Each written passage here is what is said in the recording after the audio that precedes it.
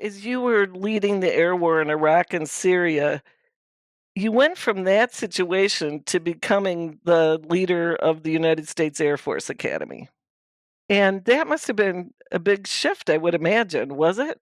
In some ways, it was a huge shift. In other ways, it was not. And then I think there's probably there's a another part of it that I think it was important to have come from that setting to understand for these young men and women are not just going to school. They're on their way to serve. And so there's very much an empathy with knowing what they're on their way to do. And so that gave me, I guess, a different perspective or a different responsibility about how these young men and women were prepared because I had just come from there. So there's a Yeah. responsibility of knowing where they're going. I remember arriving and meeting some of the seniors that were on their way, the first classmen they're called at the academy that to leave. That they were that year going to graduate and thinking about what was in front of them. So I remember those thoughts. Well, one of the things that's hugely different is the number of constituencies, and it's the same across higher ed. But oh my gosh, this is parents and the students and the faculty and the local community. This is legislators.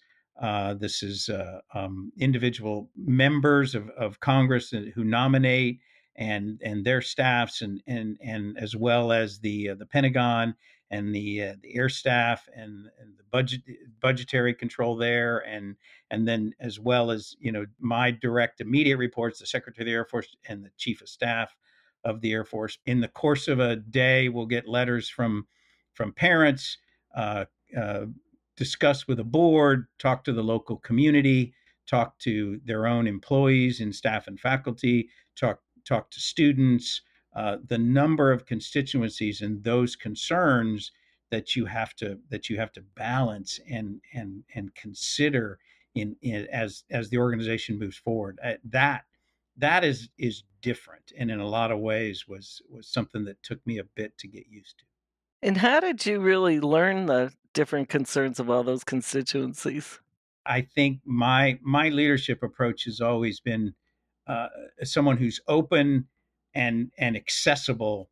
It was prior to that, and I made myself open and accessible to all of those elements. And so with parents and alum groups and other Air Force Academy graduates that are assembled in different ways as business leaders.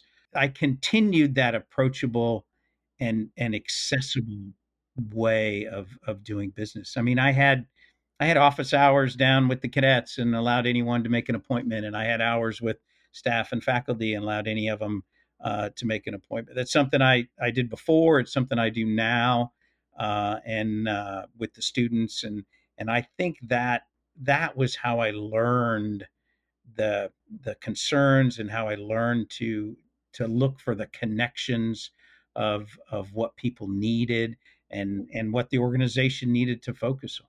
It is staggering the number of constituencies that you have, and of course now at Texas A&M as well, and I was on the board for many years of American University, and I just found it staggering what the staff, President Burwell and her staff had to deal with.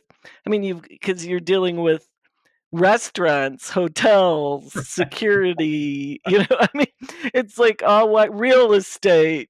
I mean, it's just crazy, and then, of course, there's this important thing called education. Right, right.